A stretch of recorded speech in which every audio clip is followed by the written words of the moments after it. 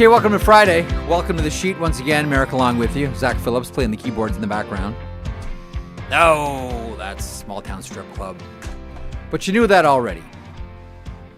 Coming up on the show, it is Fridays. That means it's Fridays with Burkie, as we like to say. Let's get ready to grumble. And today's the birthday of Frank Mahovlich.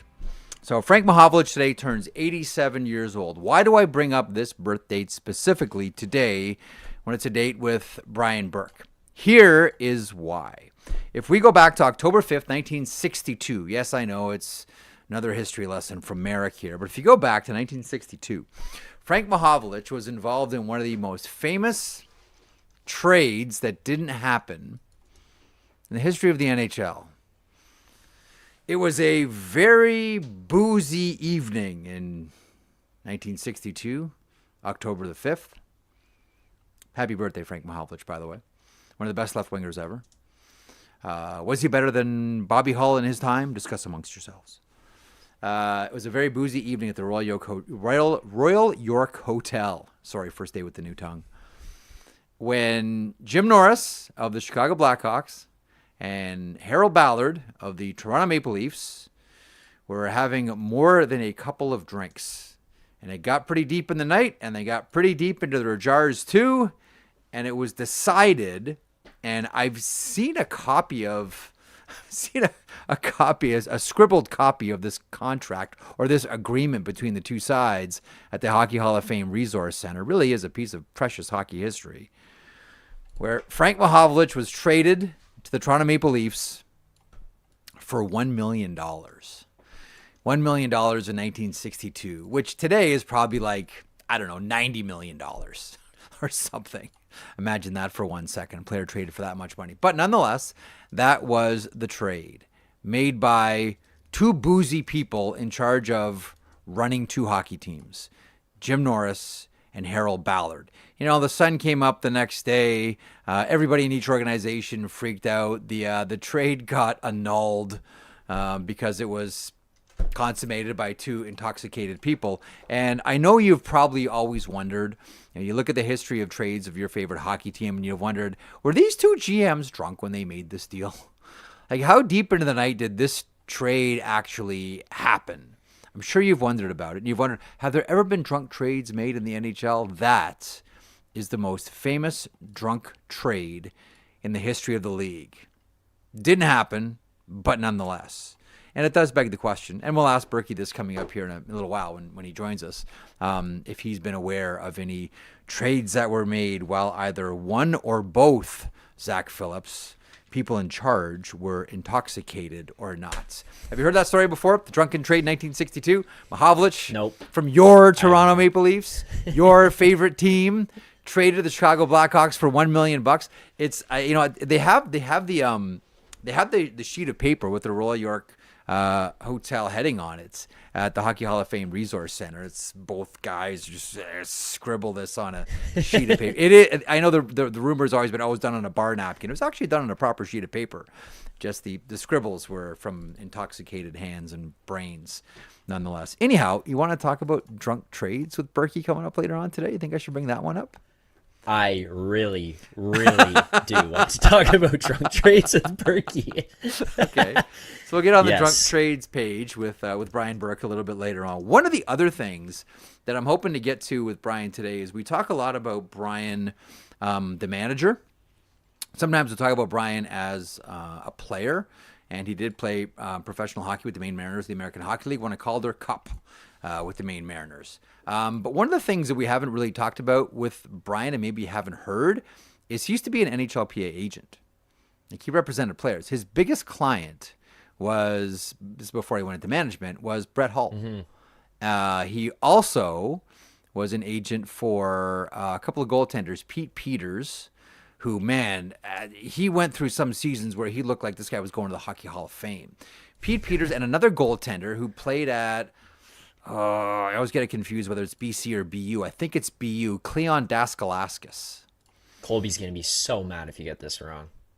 Oh, I know. Yeah, Cohen will lose it. That's not BC's BU proud Cleon Daskalaskis. And what those two guys used to always do, apparently, we'll ask Burkie if this is true or not.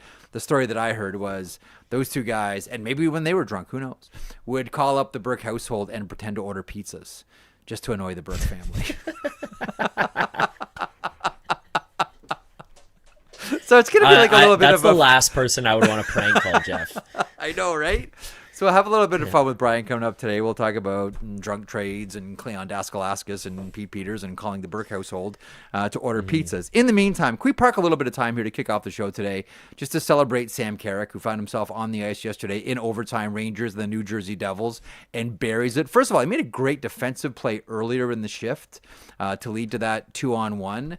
And his first ever overtime game winner, well, I guess all overtime goals are game winners. His first ever overtime goal is a huge one. Like, I know it's just like, I put it out there yesterday on Twitter X. It's big goal for the New York Rangers. It's a big game. It's their rivals, the New Jersey Devils. Had a tough time against the Devils, specifically this year. Had a tough time against the New Jersey Devils social media team. Never mind the hockey team. The New Jersey Devils social media team has just been roasting the New York Rangers all season long. Just put out there, Sam Carrick was his first OT winner. Huge. And there's like the Devils fans, like, I don't know if you want to go read my mentions underneath that tweet. It's like Devils fans, like I might as well, like, I don't know. I got treated like I was a war criminal or something. Like I might by New Jersey Devils fans. Like they took that one really personally. It's January 9th. Yeah, huge game, Marek. Like, am I mistaken here, or was that not a big win for the New York Rangers? Huge rival, they're struggling, and it's not Zibanejad that scores. Panarin, by the way, Jacob Markstrom just robbing Zibanejad and Panarin in that overtime. But, like, that's a huge goal for the Rangers. That's a big win for the Rangers, no? Yeah, sometimes I think context of the win is way more important than anything else, no matter even how you got there, what you think, okay, overtime, you barely got by, you could probably hear Devils fans saying after. It doesn't matter. This is a Rangers team that's been dying for a win like that, and you get one against a rival who, as you mentioned there, has been dunking on you all season. Like, fan base in the room, it doesn't matter. It's a good feeling for everybody. Kind of can set you back in the right direction. Okay, so let's have a look at what's coming up on the program today. Daily outlines presented by our friends at FanDuel, North America's #1 sportsbook app provider. And the #1 story continues to be, and tough loss last night, again, the Boston Bruins. And today, Brad Marchand had to answer questions about an alleged rift between him and David Pastrnak. We'll play that for you if you missed it. So that's coming up a little bit later on here on the program. We'll probably mention that with our next topic here, and that is our next guest, and that is Brian Burke, former NHL general manager, joins us every Friday here. So that's one of the things we'll talk to Burkie about. That was a tough one again last night. And you saw the frustration, like Mark Kastelik just, running at Lilleberg at the end of the game. Lilleberg gets his stick up. They end up fighting, etc. Blah, blah, blah, blah, blah. So your questions as well for Brian Burke. If you're in the chat right now on our YouTube channel, send them in there. Many people have already sent me by way of either DM or on Twitter X, whichever venue you choose. Send them in, and we'll do our best to get your questions to Brian Burke. That's coming up in a little while here. And there's a couple of things from the 2006 draft that, one, I want to go over because one of the things that we left on the table this week that we didn't get a chance to talk about that I really think is important is Trevor Lewis's 1,000th game. So we'll talk about that. He was a big piece of that 2006 draft for a number of reasons, but there's a couple of other stories coming out of that draft. Like every draft has some doozies. 2006 has got a couple of whoppers. And so we'll go over that coming up a little bit later on the program. And that is the show today. So before we get to Burkie, and let me know when he's aboard here, Zach. I do want to mention the Boston Bruins again. And, radio reports today talking in Boston, talking about an alleged rift between David Pastrnak and does he have boo-boo face because of what the captain has said about his game previously, et cetera, et cetera, et cetera, and how it's upsetting the team and the losing streak and it won't end. And this is at the root of all of this. The Vancouver Canucks, snickering at Boston. See, it's not just us over here. Do we have the clip of Brad Marchand essentially Yes. shooting this one down? Okay, so Brad Marchand addressing the rumors from this radio report earlier on today after the Bruins practice. Here's the Bees captain. Well, yeah, I have heard, what was said in the media this morning. It's unfortunate. I know reporters have a job to do, and that job is to report on the team, and usually you try to be fact-based. But when there's just blatant lies told in the media, that's where there's a problem. And the fact that this guy has a platform and he's just making stuff up is embarrassing. And there's zero truth to anything that he said on the radio. This is how you lose your job very quickly. The fact that he's going to have a job after this is insane. Ooh, that's a pretty defiant defense there, Zach. This is the first that I've when this one popped up today, I kind of went, huh? Like sometimes you'll hear of rifts between players on teams, and you hear that, okay, yeah, this one's going sideways. It's because of this issue between these two players, like the Elias Pettersson, JT Miller thing was out, well before it was circulating, well before it became public, and then confirmed by a number of people, although both players denied it. But this one seemed to really come out of nowhere. But I guess this is what happens when you lose, or when you start losing, I'm guessing. That because I haven't heard, I don't know if you have heard these whispers before about any type of rift between Brad Marchand and David Pastrnak. But times are tough for the Boston Bruins right now. If you have a look at your NHL standings after Tampa's win last night against the Boston Bruins 4-1, all of a sudden Tampa is now in that third hole in the Atlantic, and the Boston Bruins now holding on dearly to a wild card spot while, wait for it, the Columbus Blue Jackets, with 2 games in hand, are a scant 1 point back of the Boston Bruins for the first wild card spot.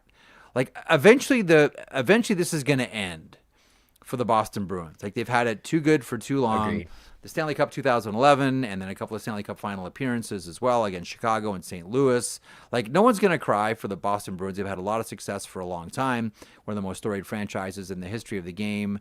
They've always been blessed with some of the best defensemen of all time, and that goes all the way back to Eddie Shore and right up through number 4 and Brad Park. And I still think if medicine and surgery were at then where it is now, we talk about Gord Kluzak the same way, and Ray Bourque, and Zdeno Chara, and they've always had great defenders. No one's going to cry for the Boston Bruins, just when Chicago's run came to an end, no one cried for the Chicago Blackhawks, Los Angeles Kings, Pittsburgh Penguins, etc., because they've had success for so long. But it is going to end for Boston. You just don't stay good forever. And I think we're all feeling that maybe this is legit the beginning, seriously, of the end for the Boston Bruins here. I'm gonna push back on you a little bit. I feel like you're a Leafs fan. That's why. Yeah, because you're a Leafs fan, right. Because you still have. But I think they've got enough left in them. Yeah, they're built well. I mean, there's mistakes that are being made. And no disrespect to Joe Sacco, I don't know if he's the guy to get them over the hump. They've had Bruce Cassidy and Jim Montgomery in there. I think both of those guys were incredible coaches, which maybe is me turning back on my statement here and actually leaning more towards what you just said, because neither of those guys could get them to win. But I don't know. I think they still have really good team, really good team there. The only thing that gives starting to end, but yeah. The thing that gives me pause for all of it, they're in a playoff position right now still. Hey, Marek, calm down. They're still in a wild card spot. The thing that really that I always look at is the goal differential, -27. -27 for a team that's in a playoff spot. Oh, you know who did it? The Washington Capitals. I can't remember exactly what it was, but. I know it does happen. Sometimes there's when a team when the team loses, they lose big, and when they win, it's by 1 puck or 2. It does happen. But I again, you come back to the goal differential on a team, and it doesn't look great for the Boston Bruins here. Yeah. Having said Jeff, that, As we've got Burkie on board here, I've got one thing I want to point out. Okay. That was my favorite thing that Marchand said in all of that.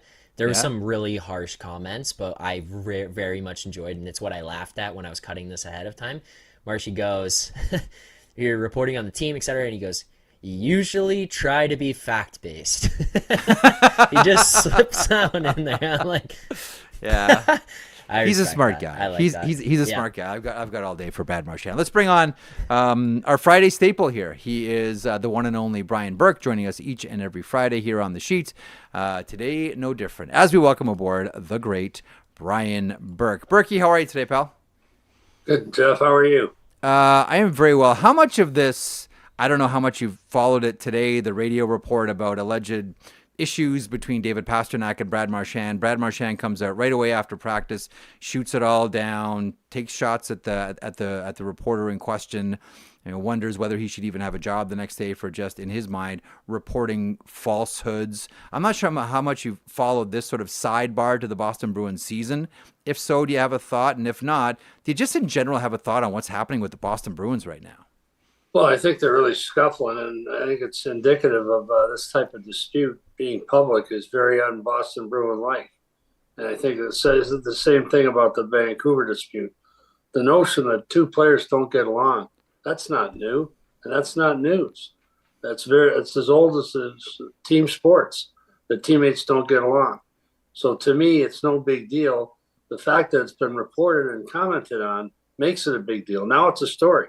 And I don't get mad at the reporter. I understand why Marchand would take a run at him, but I don't blame a reporter for reporting stuff that he's heard. I have not heard that one. That would be news to me. Yeah, that it's the first that I had heard of it, and I think a lot of people as well, and that's why it sort of caught everybody by surprise today. Like all of a sudden, bam, as we're all trying to reach for answers on what's happened to the Boston Bruins here. Like this is, I said off the top, no one's going to feel bad about the Boston Bruins. They've been a very successful team for a long time, punctuated by their most recent Stanley Cup victory. I shouldn't say recent, it's 2011, but still, they've been to the Cup final a couple of times, once again St. Louis and once again Chicago, and they're always competitive. And the building's full and players are going to the Hall of Fame, etc. Is this, like, when you look at a situation like this, because no one stays on top forever, do you look at this, Brian, and say, now, like, there's only so many years you can keep going on until eventually your team takes a dip or you have a downturn? Is this, like, in your mind, legit the beginning of a significant downturn for the Boston Bruins? Well, let me answer the question before I answer the question. The notion that every team has a shelf life, that's clearly true. Because if you have success, as Boston has, as Tampa has, you get to a point where you don't have a high pick year after year after year. You're picking 26, 24, 27. You do that year after year. You can't sign any college free agents of note because you're too good. They all go somewhere else. So it ends up costing you dearly over time. And that may be the end of the cycle for the Bruins right now. I'm not prepared to say this just because the core of the leadership group that they had still can carry them. I think they've got to clean up a lot of stuff that's happening in the games right now, and they need better goaltending. Let's park this for 1 second, this NHL conversation, because I wanted to make sure that I got a couple of things in here with you. Brian, normally when you and I talk on air, we used to do the old animated series, the Hey Burkie series, which I really loved, and I think you like too.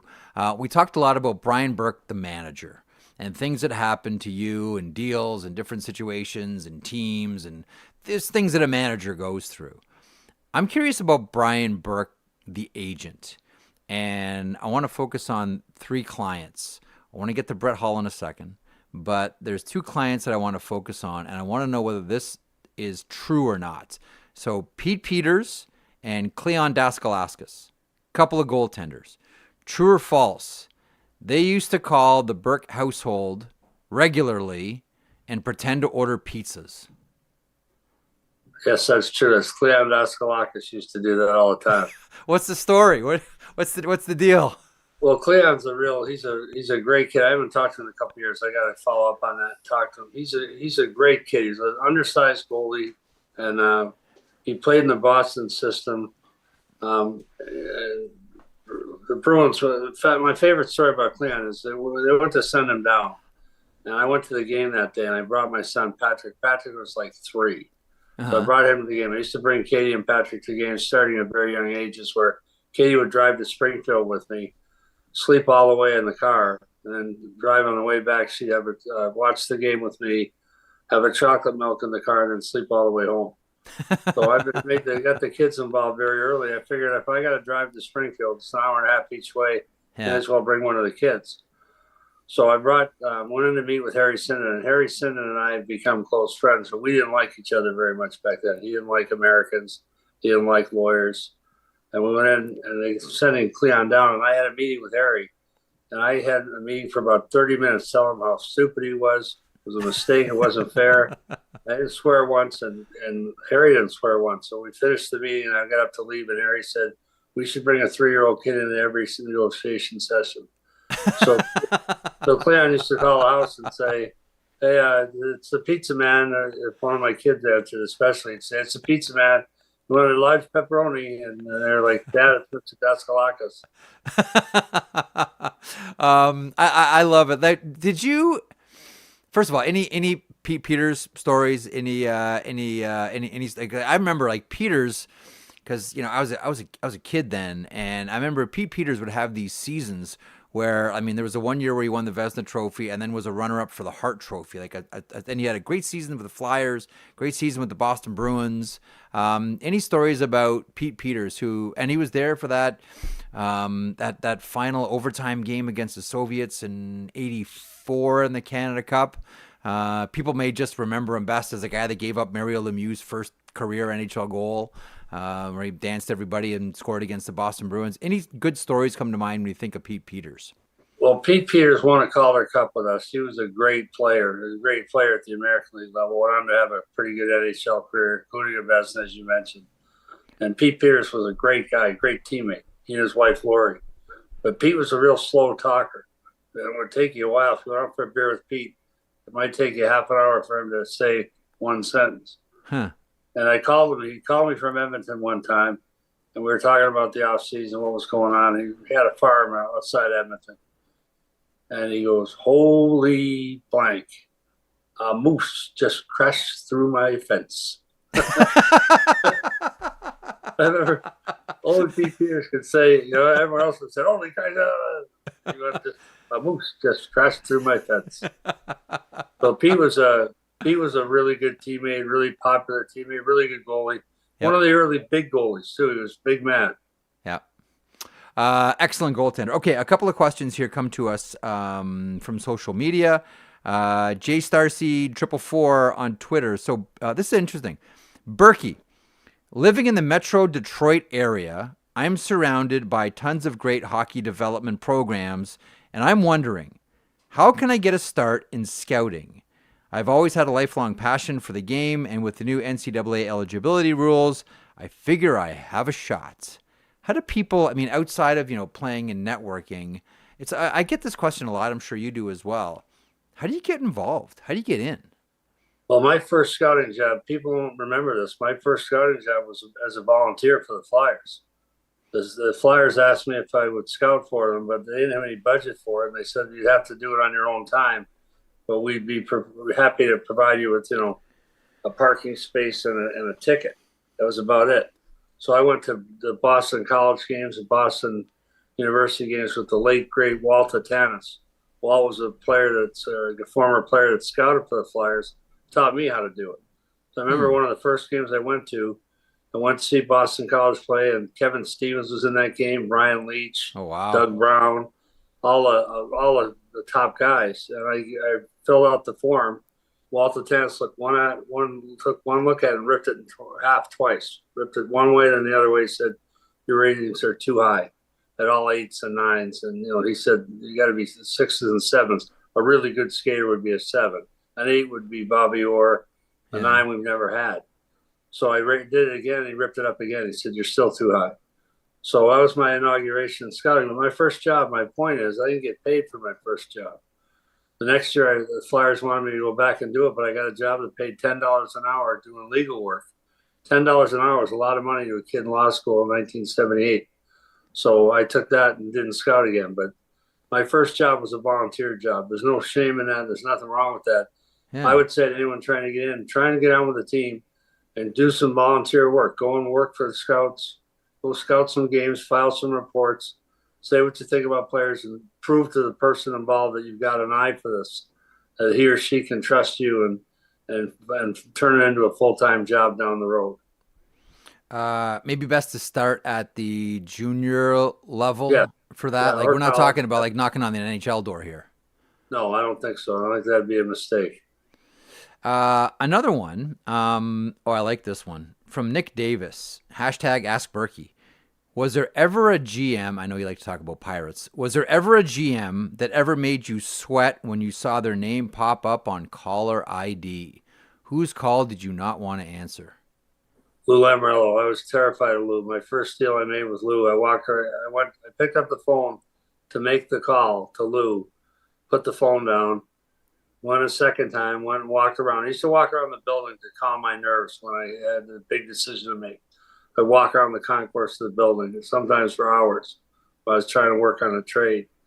And I walked around the concourse, came back, picked up the phone, came back, put it down, walked around the concourse, and then the third time I finally called him and made the deal, which was a really important deal for us and for the New Jersey Devils. It was a Bobby Holik deal. Mm-hmm. That was the so Lou made me nervous. Yeah. Harry Sinnen made me nervous, and Slats made me nervous. Why did Slats make you nervous? I mean, I'm pretty sure I understand why, but just so our viewers and listeners understand, like, why did these guys make you nervous? Well, you're dealing with guys with track records that have proven they can win, and they're back then the mentality was their idea of a good trade was to get you fired. They thought that was funny. You know, it was they were pirates. They were vicious. They're brilliant guys too. Like you're dealing with Glenn Sadas, one of the smartest people I've met in my life. Same with Harry. They're brilliant people. They're really like great conversationalists. You can talk about anything with those guys because they're so well-rounded and so smart. Yeah. So they made me very nervous when I was young. It took a lot of nerve to make my first deals with those guys. Okay, let me follow up with this then. So this is no longer Brian Burke, Hartford.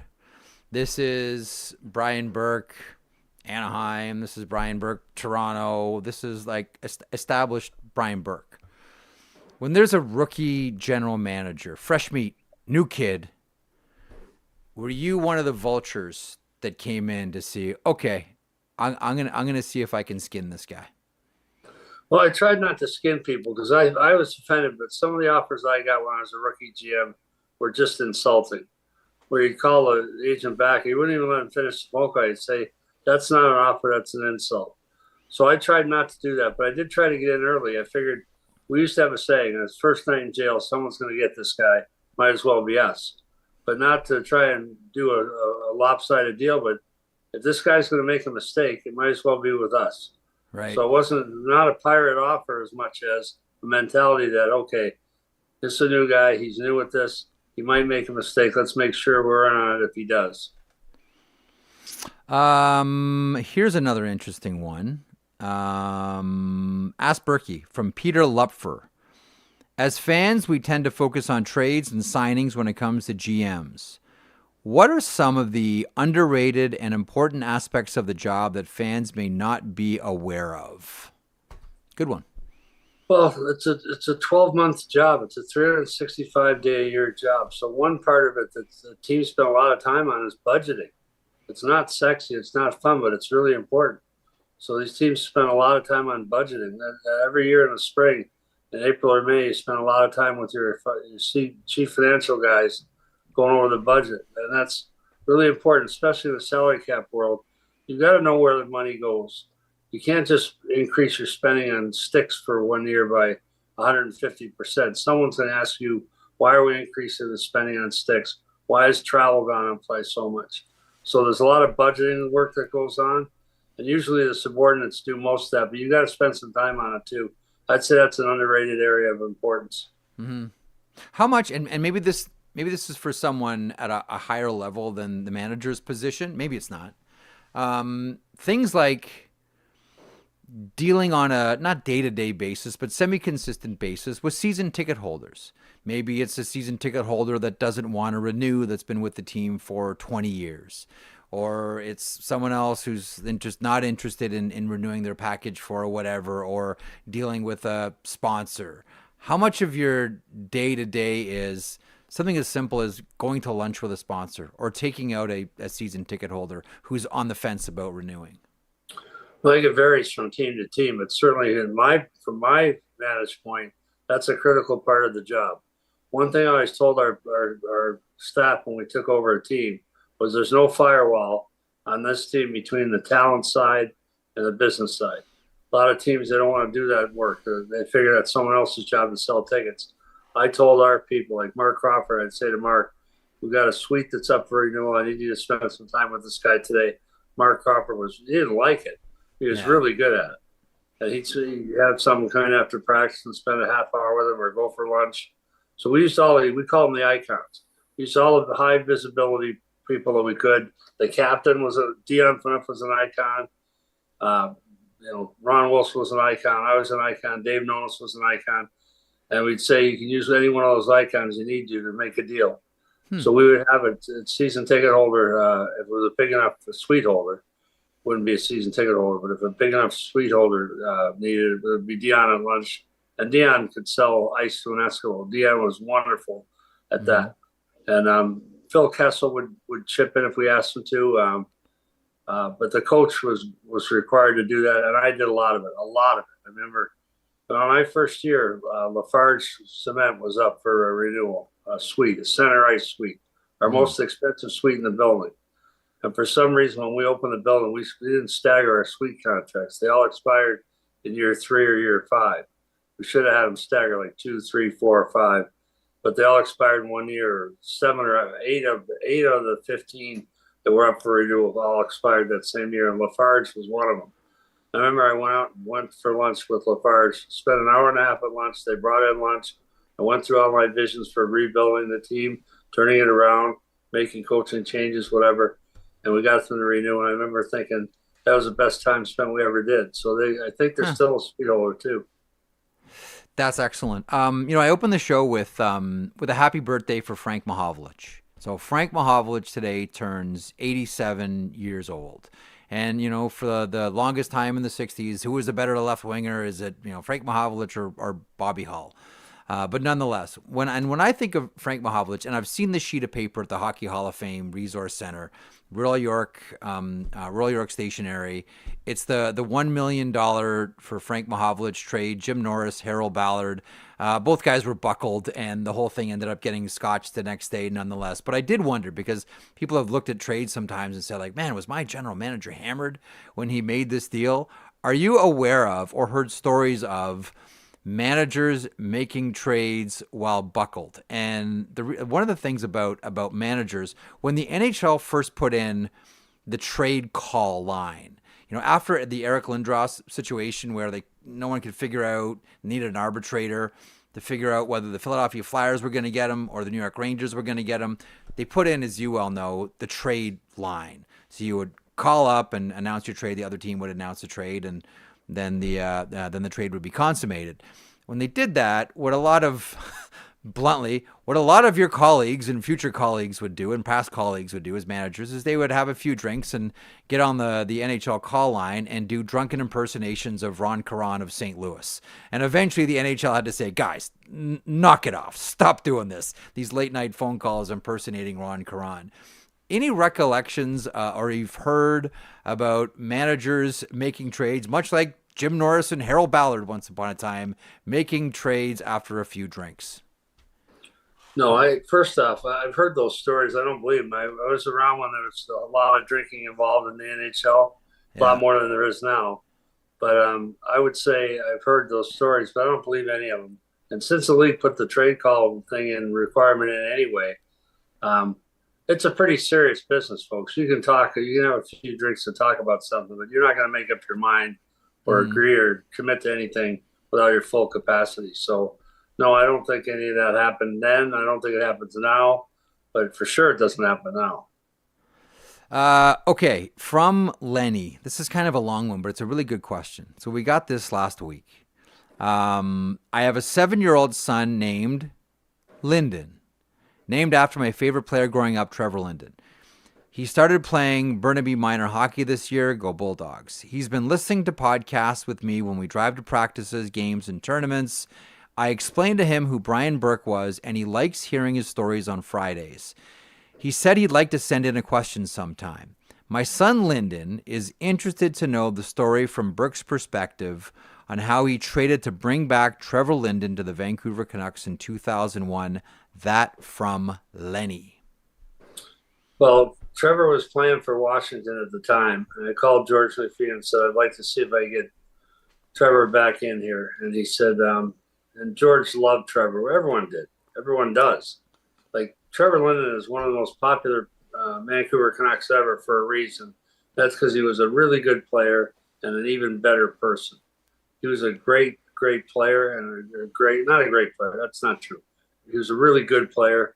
He worked hard. He did everything right. If every player played with the same intensity that Trevor did, your teams would be undefeated. So it's really a testament to him that he's a better person off the ice than he is on the ice. And Trevor was great for us. So I called George McPhee and said, I'd like to bring Trevor back. Because the thing, we had lost so much to our fan base. Three things stuck out people's mind. People couldn't stand that Pat Quinn got fired. People couldn't stand that Trevor Linden got traded. And people didn't like the Mike Keenan hire. And then when I get to people who try to renew their season tickets, they'd say, look, Brian, we were happy you're back. We're really happy that you're running the Canucks, but I'm not buying tickets again since they got rid of Pat Quinn or since they traded Trevor. So that was the impact that player and that coach and GM and Pat Quinn, that was the impact they had on his fan base. So when we brought Trevor back, it was a huge deal.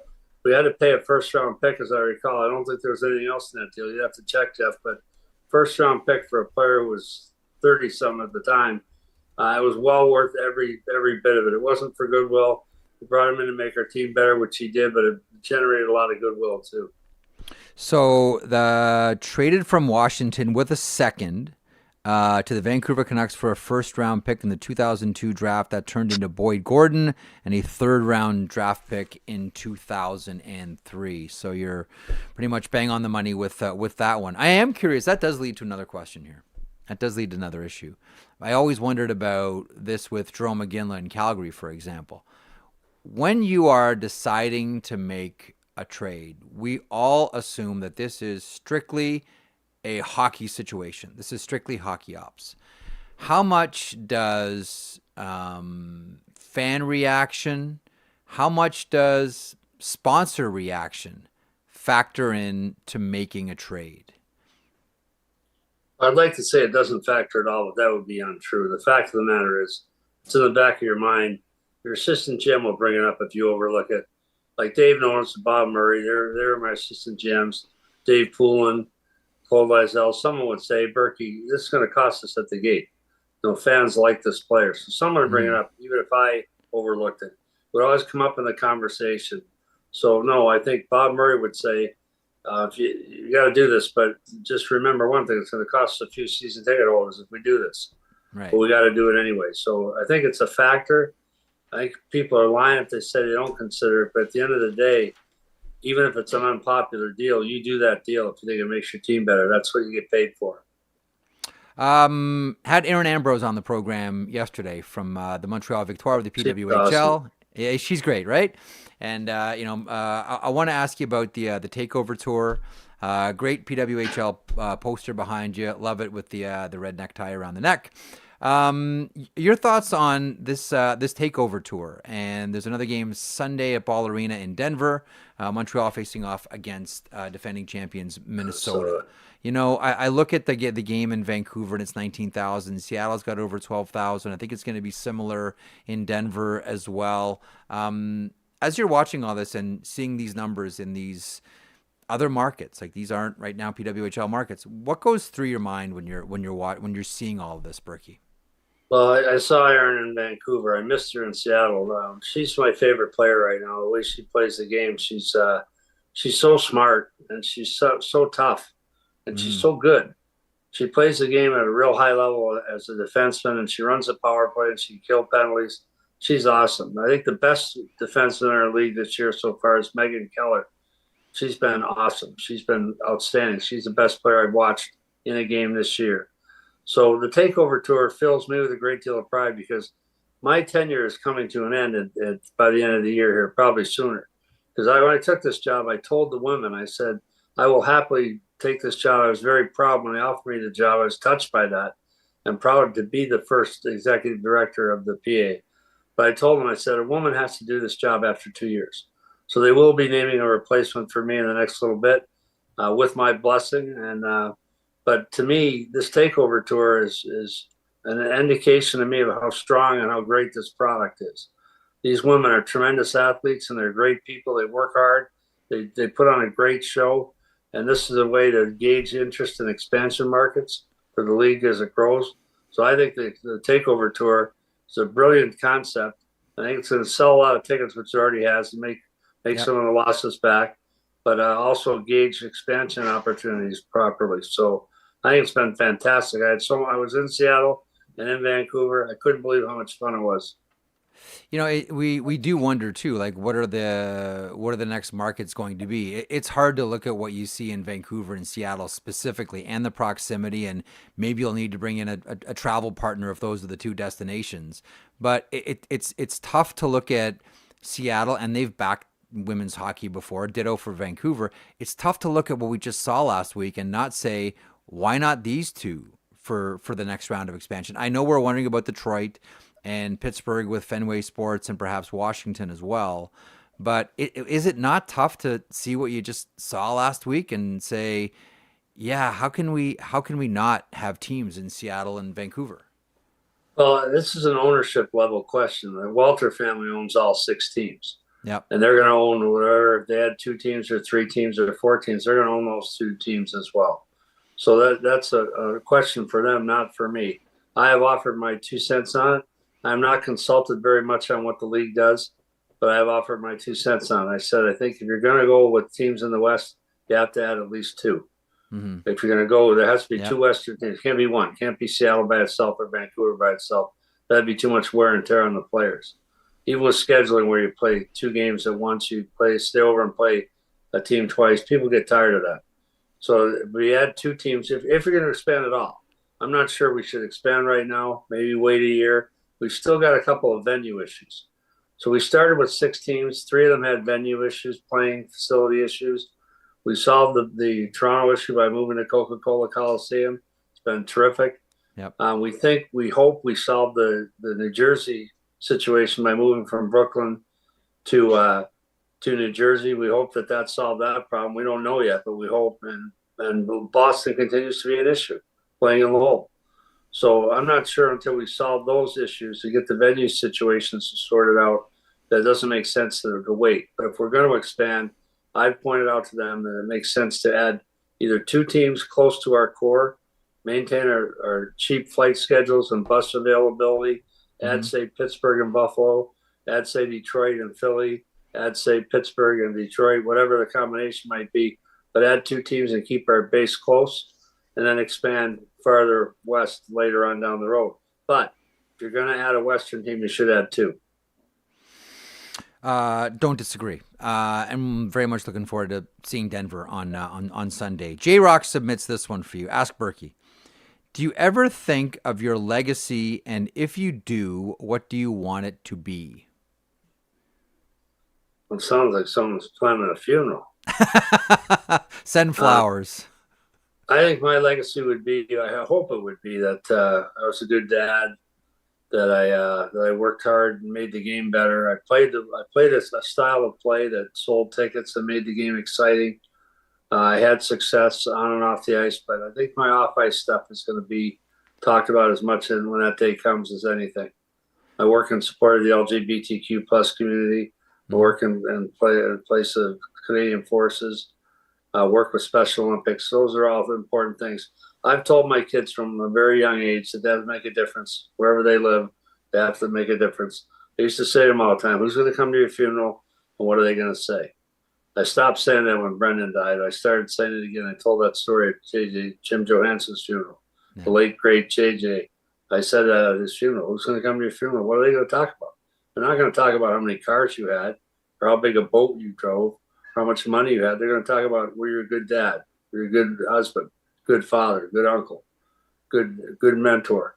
And my relationship with my past players, I think, is really a testament to that I looked after my players. They still all call me. I still see them whenever I can. So I think I hope it'd be a good message, whoever asked that question. Look, you know so many people. You're one of the most networked people in the entire industry. How much of your time do you spend, even today, on the phone? Way less than I used to. On the phone, I tried to get in touch with every GM every 5 days. That was my rule, try and touch base every 5 days. Then you realize early on it's not worth it for some of them. So I would go to more like every 30 days. But the core group of guys, 5, 10 days max. So that means, 15 phone calls a day, probably to round up and get to 5 people. So a lot of time on that, a lot of time with the league, a lot of time with your coaches, a lot of time with the farm team. So spend a lot of time on the phone. Your right-hand man is a huge part of that. Bob Murray was a huge help to me. Dave Nonis, huge help to me on managing the phone load. So if someone had to talk to an assistant coach, that would be Bob Murray, and then he can tell me what they said.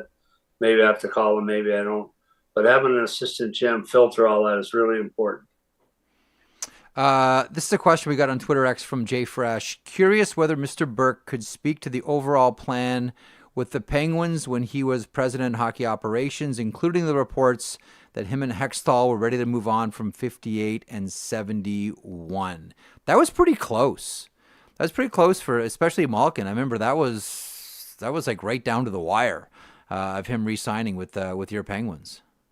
Well, we said people, like, they see record after record being broken, and they're going to retire all these numbers, and they're going to do this, they're going to do that. The whole point was to try and keep the band together, but only at a reduction. We had to save money. So those guys both took pay cuts. Now, with Letang's situation, Chris Letang, he signed a 6-year deal at serious money, but it was less than – we had 2 GMs tell us that he would have been offered $9 million a year for 5 years. So we signed him for less than that. And we signed him at it's going to be a painful contract to watch probably by the end, but he's still a really good player, a really important part of our team. So he was the number 1 priority. Then we turned to Gino Malkin, and Gino was not number 2 priority. Well, he was. He was number 2 priority because Tanger was a more important leader and a defenseman and played a key role on our team. Sure. Had been through so much adversity. We needed him back. And then we turned to Malkin. But the reports said we didn't care if we signed Malkin again. Yeah, we did. We wanted to bring him back. We wanted to pull those guys back. So I think the record is clear why we did it, and it makes sense. And they're on a pretty good run right now, by the way. They really are. Do you have a thought, by the way, speaking of really good runs, all of a sudden now, I don't know if it's going to last, and if so, how long? But all of a sudden, and listen, everybody's cheering for this team because of the tragedy with the Gaudreau family. But don't look now. The Columbus Blue Jackets are in a wild card spot, Burkie, and they're 1 point back of the Boston Bruins for the first wild card spot. Had Don Waddell on the program a couple of days ago and talking about what's happening right now with Columbus. One, do you have a thought on Columbus right now? And just a quick thought on Don Waddell as well as a general manager, whether it's with Carolina, whether it's with Atlanta. Well, Donnie Waddell is a really bright guy. He's probably the wealthiest guy in hockey on the GM base. He owns a ton of real estate. He's a wonderful human being. He played 1 NHL game, I think. I'm pretty sure, just 1. Now, I didn't play any, so I'm impressed with 1, but played 1 NHL game. How does that happen? It's like Moonlight Graham. But it's Donnie Waddell started when he played at Northern Michigan. He started a business. I remember Bob Goodenow telling me this story. He started a porta potty business. Yes. And he would drive out. He got the contract for a stretch of I-94 or one of the Detroit area interstates. He would drive out, unload the unloaded empty toilets, put the porta potties on, and load up the other ones and take them to the dump and dump them out. And he started turning it into a really successful business, which he sold for a profit. And he started buying real estate everywhere. Yeah. Everywhere he played, he bought real estate. He's a very wealthy guy, very smart guy, very low-key guy, very patient guy, not very flamboyant, doesn't lose his temper, doesn't swear a lot, just a calm guy. Perfect fit for Columbus. He's a great guy. I'm not surprised by their success. John Davidson's there. They've got great people, and they're doing a great job right now. They're winning a lot of hockey games. You were bang on about Don Waddell. So one game in the National Hockey League, January 28th, 1981, playing for the Los Angeles Kings against the New York Rangers.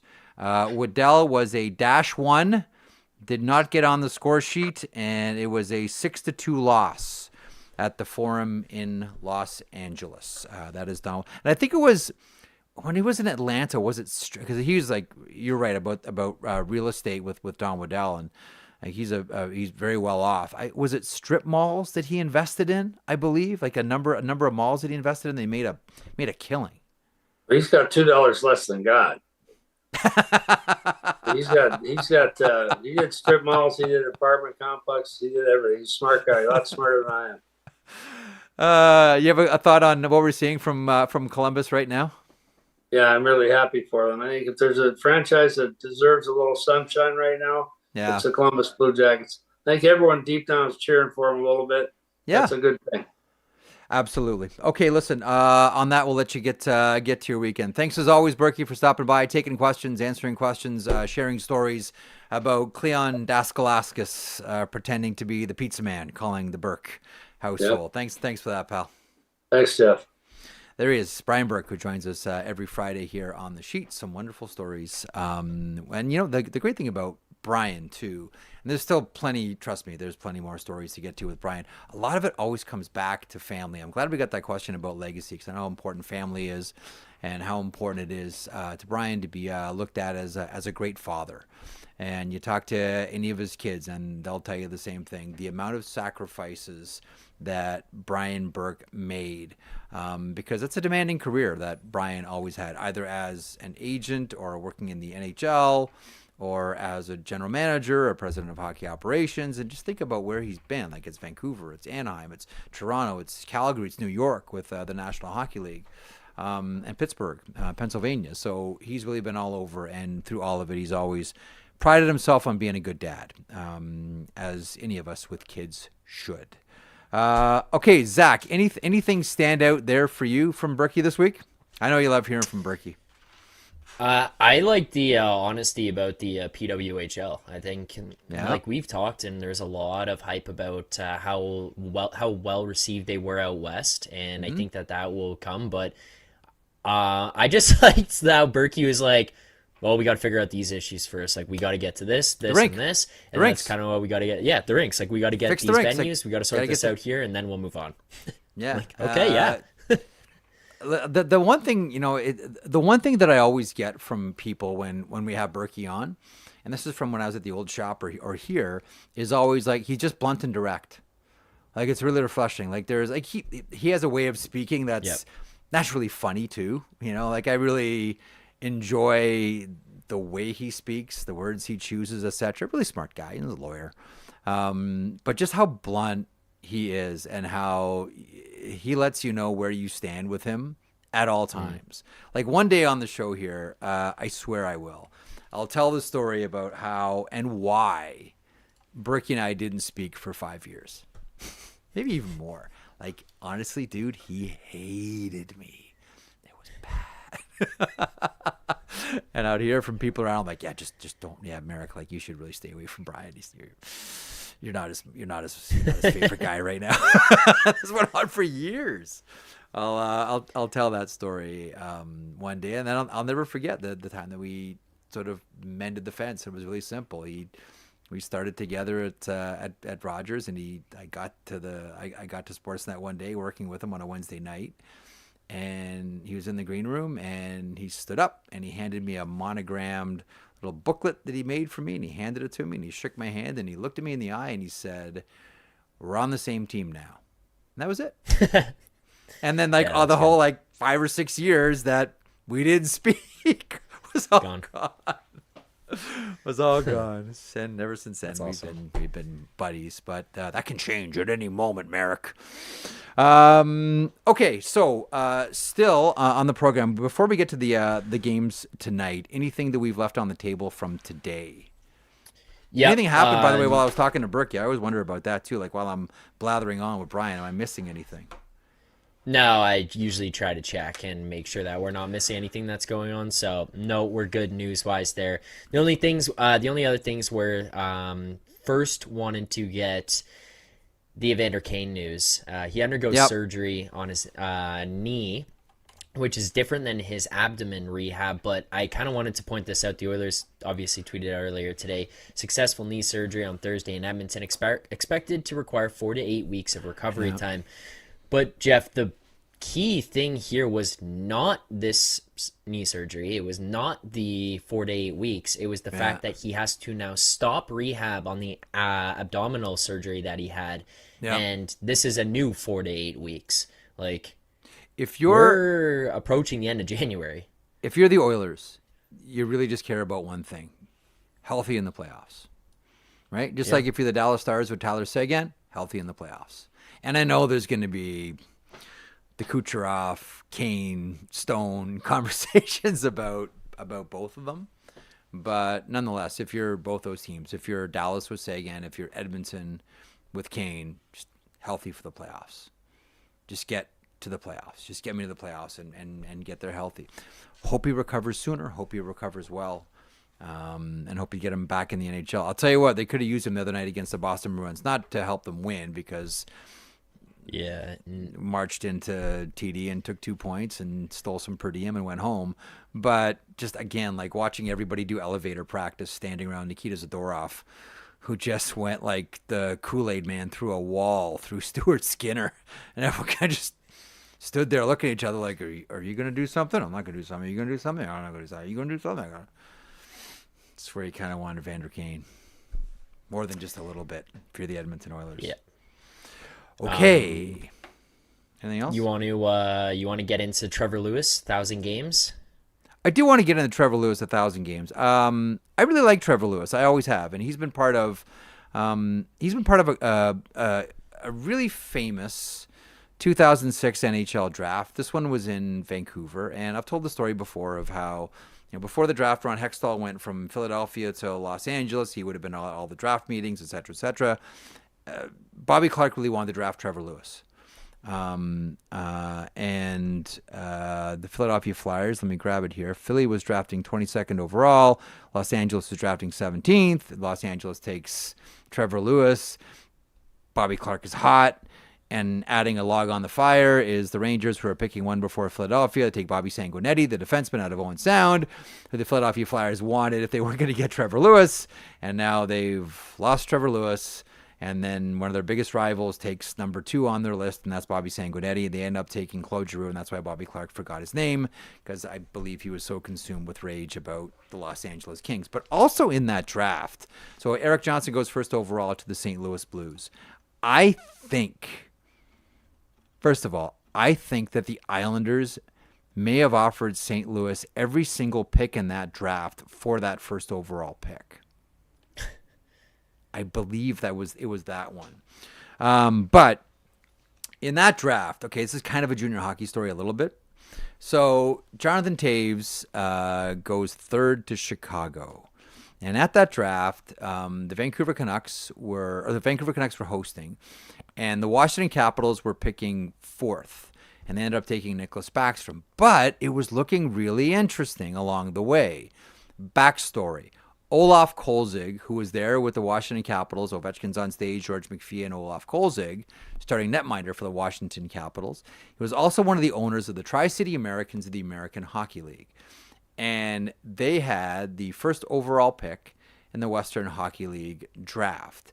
Now, I'm sure you'll hear a different story from either side, but the belief very much was that the Tri-City Americans owner Olaf Kolzig was led to believe, was told by the Toews camp that if they drafted him first overall, he would go play in Tri-City.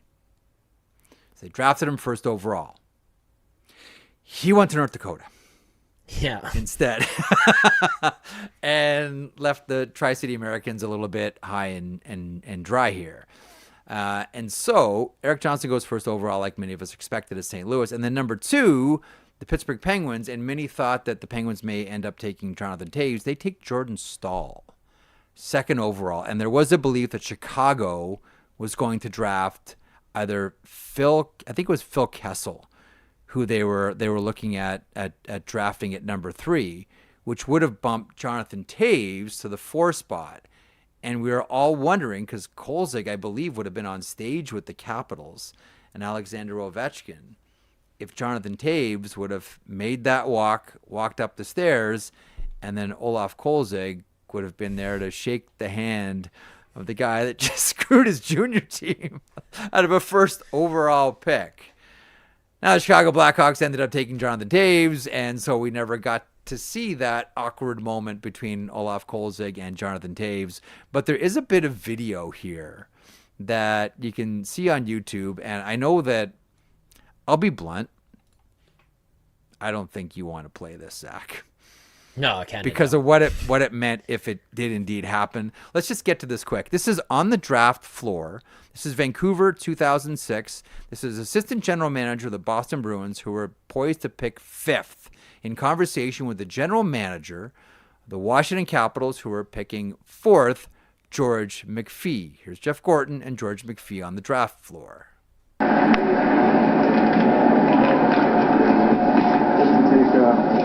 37 to switch. You've got the 37. I have 37. I'll give you 37 if you want to switch. Okay, is there one? Who do you want? Sweet. Let me run by this house.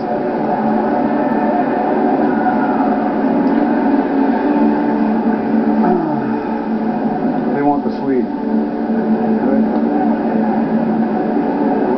They want the Swede. So what do you want to do? Huh?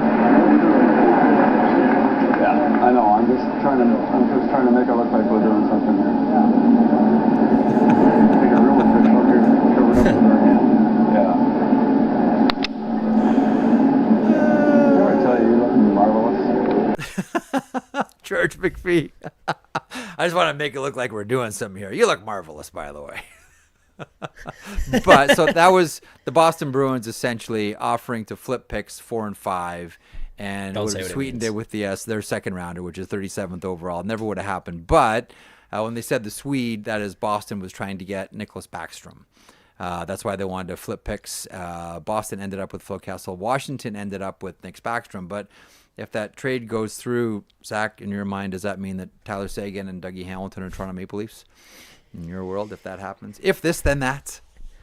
It's closer, but I think there's enough separation here, Jeff. I'm going to choose in my mind to believe that things in the NHL played out so differently, we would have never got to that point. Right. Okay. In the meantime, let's close off and have a look at some of the games around the go in the NHL this evening. There are 5 of them, brought to you by FanDuel. Proud to connect the fans to major sports moments that matter to them. Our friends at FanDuel. We got 5 games on the go around the NHL this evening. The Detroit Red Wings continue their push to the wild card as they face off against the Chicago Blackhawks. Charlie Lindgren starts tonight as the Washington Capitals face off against Montreal. Montreal making their push. Are they actually good? Are we ready to say that Montreal has taken a step? I mean, they're kind of having a moment. Are they taking a step? Discuss amongst yourselves. The Vancouver Canucks, with all of their issues, facing off against the Carolina Hurricanes. The Kings facing off against the Winnipeg Jets. San Jose and Utah. Karel Vejmelka starts in this one. Dylan Guenther, lower body injury. He's out. Josh Doan called up. He'll play with Barrett Hayton on that line. Georgiev starts for San Jose. Askarov tomorrow against Minnesota. Fabian Zetterlund with the lower body injury. He'll play tonight, as will Cody Ceci. Which one of these, or maybe a couple of these, as we wrap up here today, really put the spice in your chili for tonight's entertainment, Zach? Canucks Hurricanes is the one. Hurricanes coming off the back-to-back here, and Vancouver looking for something, anything. No lead is safe. Here tonight. No lead is safe. Doesn't matter. Vancouver's up 3 goals, hanging into the third. Don't go anywhere. Yeah. Don't go anywhere. That one is intriguing, and then the other one would be Montreal-Washington. I think that what you said of taking a step and are they good, they can be 2 different things. They don't have to be one and the same. I think they've taken a step, yes. Do I think that they're actually good in the context of like playoffs, competing in that way? No, I don't think so. I think they're a fun team that you've seen some of these young guys gelling together and heading in the right direction. The reason that zone is so much more intriguing though to me is because Washington has slowed down a little bit. Like there's been a slowdown, like a little bit of a decrease here in the way that they're playing, and against a Montreal team that's heading upwards. And I don't know. They just had that big comeback against the Vancouver Canucks a second ago. You're talking about Washington slowing down. I'm talking about a little bit more of the body of work over the last 10 here with them. And I just want to know, like, I want to watch the response because they seem like a team, Jeff, that has a response. You know, we've played poorly here. This is not who we are. This is not what we're going to let become who we are for a long period of time. And I think they could snap it. I'm wondering if Montreal maybe is on the wrong side of things here tonight against the Caps. All right, so we shall see there. All right, we're going to wrap things up here for the program. Any final notes before we get into the weekend here? By the way, Vancouver is heading to Toronto. That's a fun matchup for you, no, Zach? Yeah, that's a fun one. It'll be fun tomorrow night on the post game show on the After Dark. So we'll be give that one a plug. We never. I was saying this the other day. Like I never like plug what you're doing. I just bark off about what I'm doing. Give your property a plug here, Zach. Do it properly as we head into the weekend. Well, over on the Leafs Nation YouTube channel, you can catch Rosie and Alberga every Monday through Friday, but you don't want to watch that. You want to watch me on the post-game show every Leafs game, regular season, and into the playoffs. Go live right after the show, or right after the game for the show, having those guys on, having different people on to break down what happened in that game. If you, and by the way, Big Willie Styles, great show, loves Civilian Friday. Oh, it never changed, Willie. Oh, that's awesome, Civilian Friday. We should start calling it that. So if the Maple Leafs lose against the Vancouver Canucks, who are you going to claim as having a rift in the room? Who hates each other? Who's going to be? Nobody. But there's going to be so much about...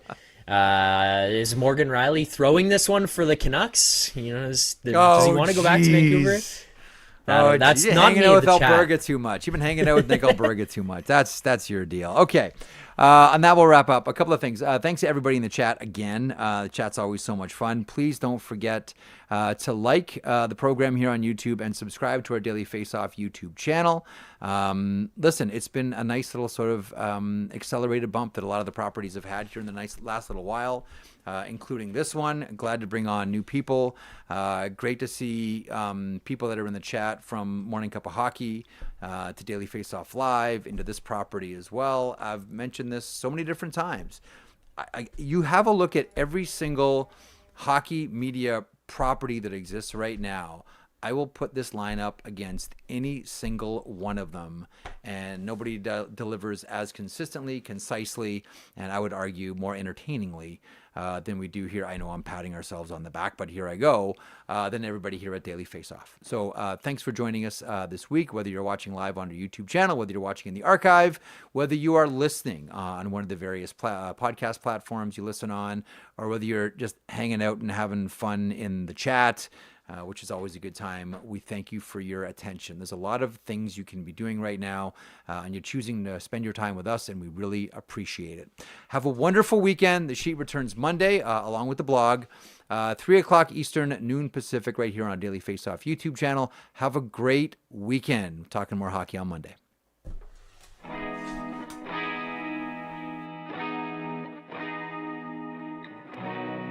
If you enjoyed that video, and we certainly hope that you do, please hit the subscribe button right there here at Daily Faceoff. I will put this lineup up against any hockey lineup anywhere. It all gets underway at 9 o'clock Eastern with Morning Cup of Hockey. That is Johnny Lazarus. That is Colby Cohen. Then at noon, it's DFO Live. And then 3 o'clock Eastern, The Sheet. Get caught up on everything in hockey.